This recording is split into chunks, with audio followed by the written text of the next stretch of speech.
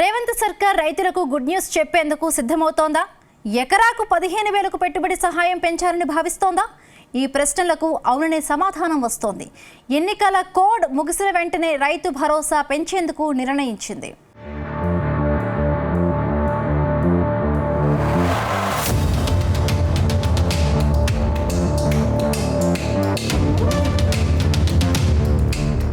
తెలంగాణలో అసెంబ్లీ ఎన్నికలకు ముందు కాంగ్రెస్ పార్టీ ఇచ్చిన కీలక హామీల్లో ఒకటి రైతు పెట్టుబడి సాయం పెంపు. రైతులకు పెట్టుబడి సాయాన్ని ఎకరానికి 15,000 రూపాయలకు పెంచుతామని రేవంత్ రెడ్డి హామీ ఇచ్చారు.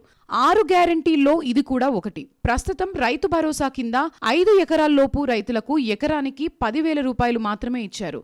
మిగిలిన వారికి లోక్సభ ఎన్నికల కోడ్ ముగిసిన తర్వాత జమ చేసేందుకు సిద్ధమవుతున్నారు.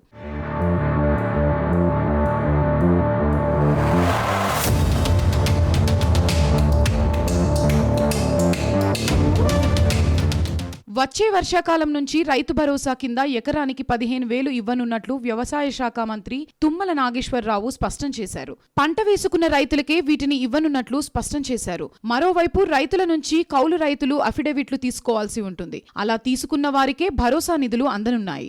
రైతు భరోసాపై అఖిలపక్షంతో పాటు రైతులు, రైతు సంఘాల అభిప్రాయాన్ని తీసుకోబోతున్నట్లు తెలుస్తోంది.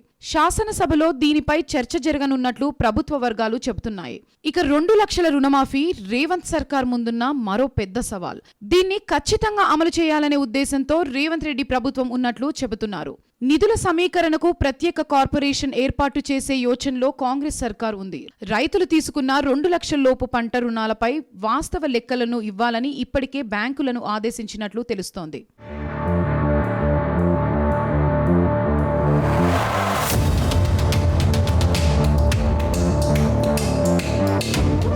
కోడ్ ముగిసిన తర్వాత కటాఫ్ తేదీపై మంత్రి మండలిలో చర్చించి నిర్ణయం తీసుకునే అవకాశం ఉంది.